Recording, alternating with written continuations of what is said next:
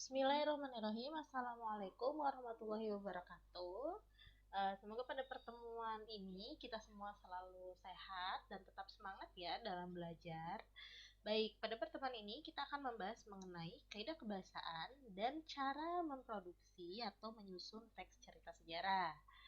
Minggu lalu itu kan kita sudah membahas mengenai mengonstruksi teks cerita sejarah ya. Minggu ini, maaf, pada pertemuan ini kita akan membahas cara menyusunnya. Yang pertama yaitu kaidah kebahasaannya. Dalam teks cerita sejarah memiliki beberapa kaidah kebahasaan. Yang pertama adalah menggunakan kalimat bermakna lampau. Kalimat yang bermakna lampau ditandai dengan kata-kata yang menyatakan bahwa kalimat tersebut sudah selesai. Artinya, kalimat bermakna lampau ini kaitannya dengan masa lalu atau waktu yang sudah terlalui atau terlewati. Seperti sekarang misalnya pukul 7, maka masa lalu adalah pukul 6, 5, 4, 3, dan masa yang sudah kita lewati sebelumnya. Hal tersebut ditandai dengan kata telah, sudah, terbukti, dan lain-lain. Karena kata-kata ini menunjukkan makna lampau ya, atau waktu yang sudah selesai atau sudah terlewati. Contoh,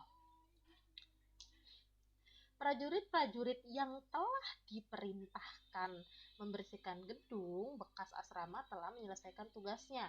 Nah, ini kan artinya prajurit-prajurit ini sudah selesai menyelesaikan tugasnya. Ini bermakna berarti kalimat ini menunjukkan aktivitas masa lalu atau sudah terlewat.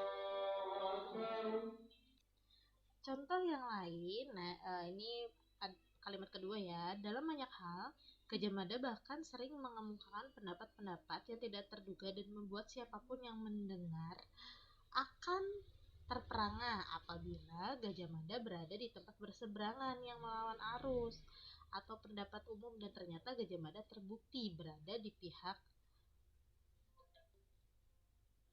yang benar. Ini merupakan kalimat yang bermakna lampau. Lanjut ya, yaitu menggunakan kata yang menyatakan urutan waktu. Kalimat tersebut menggunakan konjungsi kronologis atau temporal, menyatakan urutan waktu. Terlihat pada penggunaan kata seperti sejak, saat itu. Nah, kalian cari aja nih kalimat yang mengandung kata sejak saat itu, setelah itu, mula-mula, kemudian. Contohnya, mula-mula pertikaian berkisar pada kelakuan Trenggono yang begitu sampai hati membunuh abangnya sendiri. Nah, ini merupakan kata yang menyatakan urutan waktu. Setelah juara gulat itu pergi, sang adipati bangkit dan berjalan tenang masuk ke kadipaten. Nah, setelah ini juga menunjukkan atau menyatakan urutan waktu. Menggunakan kalimat tak langsung. Penggunaan kalimat tak langsung sebagai upaya untuk menceritakan tuturan seorang tokoh oleh pengarang, ditandai dengan penggunaan kata mengatakan, bahwa, menceritakan, tentang, menurut, mengungkapkan, menanyakan, dan lain-lain. Nah, ini kata yang menandai kalimat tidak langsung. Kalau kalimat tidak langsung itu tidak menggunakan tanda kutip ya. Kalau kalimat yang menggunakan tanda kutip atau kalau misalnya dalam teks, kalau dalam novel, pembicaraan antara tokoh, kamu sedang apa? Hei, kamu sedang apa? Nathan. Kemudian Salma menjawab, aku sedang. Nah, kamu sedang apa? Yang kalimat dalam tanda kutip itu merupakan kalimat langsung. Kalau kalimat tidak langsung itu merupakan tuturan, menceritakan tuturan seorang tokoh oleh pengarang. Ditandai dengan mengatakan bahwa mengapa Sultan tak menyatakan sikap menentang usaha Portugis. Riung Samudra menyatakan bahwa ia masih bingung dengan semua penjelasan Kendit. Jadi kalau intinya gini, kalau kalimat tidak langsung itu kalimat yang mendeskripsikan atau menceritakan tuturan seorang tokoh oleh pengarang. Kalimat yang mendeskripsikan cerita ini penggunaan kalimat tak langsung sebagai upaya untuk menceritakan tuturan ini adalah kalimat tidak langsung. Kalau kalimat langsung itu kalimatnya diucapkan secara langsung kepada orang yang dituju. Nah, kalimat langsung ini berasal dari sebuah kutipan. Makanya ditandai dengan pemakaian tanda petik Kalau misalnya dalam novel, kalimat langsung ini adalah dialog antar tokoh. Kamu sedang apa? Kata Salma. Kamu sedang apa? Ini menggunakan ini merupakan kalimat langsung karena dia ditandai dengan tanda kutip kan atau tanda petik kan. Kata Salma. Nah, kata Salma itu adalah kalimat tidak langsung. Gitu ya. Nanti contohnya kita lihat deh di bawah ada teks. Kita lihat kalimat langsung itu seperti kalimat tidak langsung itu seperti apa. Nah, kemudian menggunakan kata kerja mental atau verba ya. Kata kerja mental ini kaitannya dengan mental atau pikiran. Jenis kata kerja yang mengekspresikan respons atau sikap seseorang terhadap suatu tindakan. Jadi kaitannya dengan respons atau sikap dan berkaitan dengan mental. Kata kerja mental juga disebut sebagai verba tingkah laku atau kata kerja behavioral yang menggambarkan perilaku atau tindakan seseorang ketika menghadapi keadaan tertentu. Jadi kata kerja mental ini menyatakan sesuatu yang dipikirkan. Nah, ini yang perlu digarisbawahi. Kata kerja mental menyatakan sesuatu yang dipikirkan atau dirasakan oleh tokoh. Contoh, jawab itu mengecewakan para musafir. Kata kerja mentalnya mana? Mengecewakan. Mengecewakan ini merupakan kata kerja mental. Gajah Mada sependapat dengan jalan pikiran Senopati Gajah Enggon. Melihat itu tak seorang pun. Nah, kita tulis di sini ya. Contohnya kata kerja mental. Nah, ini adalah contoh kata kerja mental. Berpikir, memahami, menganalisis, memperhatikan, mengenali, menebak, dan masih banyak lagi. Silahkan kalian bisa cari juga sumbernya di Google. Selanjutnya, menggunakan kata kerja material. Jangan tertukar ya dengan kata kerja mental. Kalau kata kerja mental kaitannya dengan pikiran atau respons sikap, kalau kata kerja material adalah kata kerja yang digunakan untuk menunjukkan perbuatan fisik atau peristiwa. Kata kerja material ini menunjukkan subjek melakukan sesuatu perbuatan karena perbuatannya bersifat material sehingga dapat dilihat atau kasat mata. Jadi kalau kata kerja material ini sifatnya dapat dilihat oleh kasat mata. Contohnya nih ya, kata-kata yang digunakan contohnya berlari. Berlari itu kan bisa terlihat oleh kasat mata bukan? Menulis, melempar, tersenyum, menangis, menyapu, mengepel, itu adalah kata kerja material. Kalau kata kerja material dapat dilihat aktivitas fisiknya, dapat dilihat kasat mata atau dapat dilihat aktivitas fisiknya. Pada suatu kali kaki kuda Demak akan mengepulkan debu di seluruh bumi Jawa. Ini kan bisa terlihat bukan aktivitas fisiknya. Pada suatu kali kaki kuda Demak akan mengepulkan debu di seluruh bumi Jawa. Mengepulkan itu kan bisa terlihat aktivitas fisiknya. Dan sebagai pati ia masih memimpin pasukan gajah. Memimpin terlihat. Sang adipati pun menjatuhkan terlihat. Ini merupakan kata kerja material. Nah, ini ya, kalau ada kalimat langsung, kalau tadi kita sudah bahas kalimat tidak langsung, sekarang kalimat langsung. Kalau kalimat langsung ditandai banyaknya kalimat langsung atau dialog. Ditandai juga dengan tanda kutip. Contoh, mana surat itu? Ampun Gusti Adipati, Pati takut maka Pati bakar. Nah, ini merupakan kalimat langsung. Selebihnya yang tidak ada kata tanda kutip itu merupakan kalimat tidak langsung. Lanjut, menggunakan kata sifat untuk menggambarkan tokoh, tempat, atau peristiwa. Kalimat ini menggunakan kata-kata seperti prihatin, jadi kata sifat ya. Khawatir kan menggambarkan tokoh, tempat, atau peristiwa, wibawa, dan lain-lain. Pangeran Sederpen intinya menggunakan kata sifat yang menggambarkan tokoh, tempat, atau peristiwa. Nah, ada penggunaan makna kias juga. Penggunaan makna kias yang pertama itu ungkapan. Selain menggunakan bahasa dengan kaidah kebahasaan seperti yang sudah diuraikan, novel sejarah juga banyak menggunakan kata atau frasa yang bermakna kias. Kata atau frasa bermakna kias ini digunakan penulis untuk membangkitkan imajinasi. Berarti kalau maknanya kias itu tidak sesuai makna kias, berarti maknanya itu kiasan. tidak secara langsung atau tidak secara to the point ya, menggunakan kata-kata kias. Contoh, di antara para ibu ratu yang terpukul hatinya hanya ibu raja. Nah, yang terpukul hatinya ini kan merupakan makna kias. Jadi bukan tidak secara langsung. Sama seperti contohnya gini, wajahmu sangat cantik, itu makna secara langsung, to the point. Tapi kalau makna kiasnya, wajahmu bagaikan rembulan di tengah malam. Rembulan di tengah malam itu kan artinya cantik. Itu yang dinamakan dengan makna kias. Mampukah cakradara menjadi tulang punggung? Nah, ini merupakan makna kias juga. Nah, di sini tulang punggung artinya sandaran, terpukul hatinya artinya sangat sedih. Gajah Mada membeku, membeku artinya diam saja. Nah, ini adalah makna kias untuk membangkitkan imajinasi.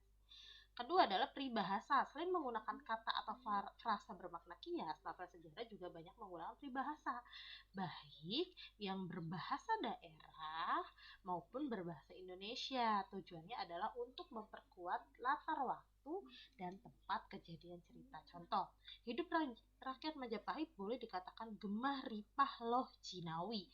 Nah, gemah ripah loh jinawi ini merupakan peribahasa Jawa yang artinya hidup makmur, aman, tentram. Beda ya peribahasa dengan makna kias ya. Ini contoh analisis kebahasan teks sejarah. Jadi kalau kalian ditugaskan untuk menganalisis kebahasan teks sejarah, nanti bentuknya seperti ini. Baca teksnya, kemudian bentuknya seperti ini. Kaidah kebahasaan yang pertama, itu menggunakan kalimat bermakna lampau. Kutipannya ditulis, dan aku katakan naskah itu telah dibakar. Kan tadi kata bermakna lampau ditandai dengan kata telah. Menggunakan kalimat bermakna lampau ditandai dengan kata telah. Keterangannya mana yang menunjukkan kalimat bermakna lampau? Telah dibakar. Menggunakan kata yang menyatakan urutan waktu. Tuliskan kutipannya. Kemudian kata yang menyatakan urutan waktunya apa? Mulailah titik-titik sampai. Ini kan. Menggunakan kalimat tak langsung. Kemudian menggunakan kata kerja mental. Nah, di sini ditulis, kutipannya ditulis, kata kerja mentalnya mana, dituliskan juga. Dan seterusnya, itu cara menganalisis kebahasaan teks cerita sejarah. Terakhir adalah langkah-langkah menyusun teks cerita sejarah. Yang pertama adalah tentukan tema, sejarah apa yang akan digunakan sebagai latar belakang dan penyokong utama dari teks cerita sejarah pribadi. Kalian tentukan dulu temanya. Kemudian buatlah kerangkanya, disusun dengan cara kronologis, sebab akibat, tindakan tokoh, urutan tempat, dan rentetan peristiwa. Mencari literatur, sumber sejarah, buku, dan media sudah pasti ya. Kalian juga harus mengumpulkan fakta-fakta sejarahnya. Kembangkan menjadi teks sejarah dahulu jika diperlukan, kemudian tuangkan sejarah tersebut dalam cerita sejarah yang diinginkan sesuai dengan imajinasi. Cermati kembali teks cerita sejarah yang sudah disusun, baik itu struktur teks cerita sejarahnya sudah benar belum? Kaidah kebahasaannya sudah benar belum tadi? Yang kata kerja mental, kata kerja material, dan lain-lain sudah ada belum di dalam teks cerita sejarahnya? Dalam menulis teks cerita sejarah itu struktur dan kaidah kebahasaannya harus digunakan. Nah, terakhir adalah revisi. Jadi kalian harus tetap merevisi teks cerita sejarah yang sudah dibuat. Nah, dalam menulis cerita sejarah itu kalian harus menggunakan paragraf yang baik dan benar. Paragraf yang baik dan benar itu ada unsur paragraf yang berupa topik utama, ada gagasan utamanya, ada gagasan penjelasnya, ada kalimat utamanya. Nah, itu harus dimasukkan. Itu adalah cara memproduksi teks cerita sejarah. Sampai di sini semoga bisa dipahami. Sampai berjumpa di pertemuan selanjutnya. Kurang lebihnya Ibu mohon maaf. Billahi taufiq wal hidayah. Wassalamualaikum warahmatullahi wabarakatuh. Baik, unsur selanjutnya adalah interpretasi.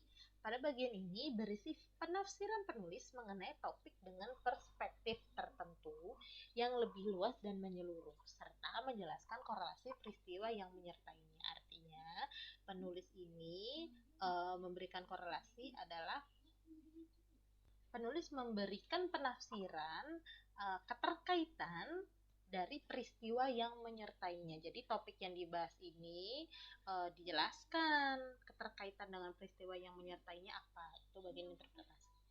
Terakhir adalah simpulan. Pada bagian akhir, teks terdapat tanggapan penulis dalam menyikapi fenomena berupa pernyataan reflektif yang bersifat umum. Dan dalam simpulan ini berisi tentang pendapat penulis mengenai fenomena atau topik yang dibahas dalam teks eksplanasi. Lalu bagaimana langkah-langkah mengonstruksi dengan baik? Yang pertama, tentukan dulu cerita sejarahnya. Kalian cari teks cerita sejarah dari sumber manapun yang menurut kalian bagus teks cerita sejarahnya. Kemudian setelah kalian mendapatkan teks cerita sejarah, kalian identifikasi nilai-nilainya, kalian analisis. Di dalam teks cerita sejarah itu nilai-nilainya ada apa saja. Teks cerita sejarah memiliki 5 nilai, yaitu nilai budaya, moral, agama, sosial, dan estetis. Kalian cari di teks cerita sejarah tersebut apakah lengkap kelima nilainya ada atau hanya ada beberapa saja. Ketika kalian misalnya nih, Bu, saya hanya menemukan 2 nilai atau tidak 3 nilai, tidak ada nilai estetis dan tidak ada nilai sosial misalnya, ya tidak apa-apa, kalian tuliskan sebagaimana yang ada pada teks, jangan dibuat-buat sendiri ya, sebagaimana yang tersirat atau tersimpan di dalam teks itu kalian tuliskan. Kemudian membuat kerangka tulisan, maksudnya supaya nanti ketika kalian mengonstruksi ini lebih mudah ketika kalian membuat kerangkanya dulu. Kemudian tahap mengonstruksi. Nah, mengonstruksi itu tadi kata Ibu, menyusun kembali atau membuat kembali eh, nilai-nilai dalam teks cerita sejarah menjadi teks eksplanasi menggunakan bahasamu sendiri. Jadi bahasanya ini tentu harus bahasa yang baik dan benar ya, tidak tidak boleh menggunakan bahasa gaul.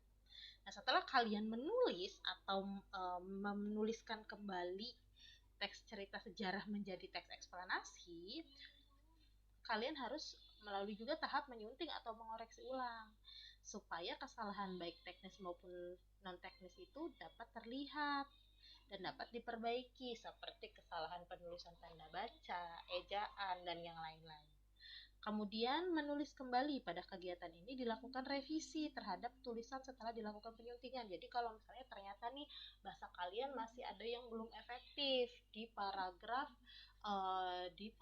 interpretasi atau di paragraf kesimpulan atau di paragraf pernyataan umum, maka kalian revisi nih, tulis kembali kira-kira bahasa yang enak dibacanya seperti apa. Terakhir adalah evaluasi. Tahap ini merupakan pemeriksaan untuk memastikan bahwa penulis telah mengonstruksi sesuai dengan tahapan-tahapan yang telah direncanakan. Nah, itu adalah cara-cara atau langkah-langkah mengonstruksi nilai-nilai teks cerita sejarah dalam teks eksplanasi. Semoga sampai sini dapat dipahami. Nanti kita lanjutkan di video pertemuan selanjutnya, yaitu